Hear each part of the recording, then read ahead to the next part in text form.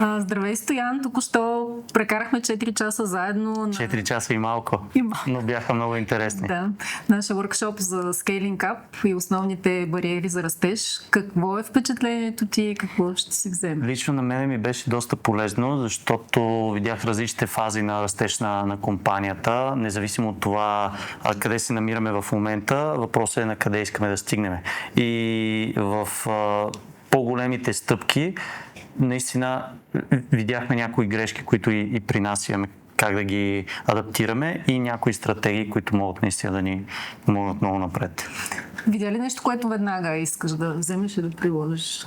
Със сигурност видях нещо, което в период от 3 до 6 месеца бих искал да подобря.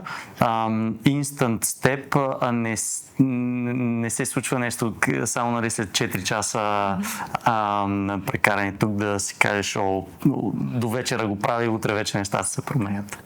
Да, това беше всъщност и основното послание, че execution на времето, настоятелността са ключови за успеха. И persistence. Да, persistence.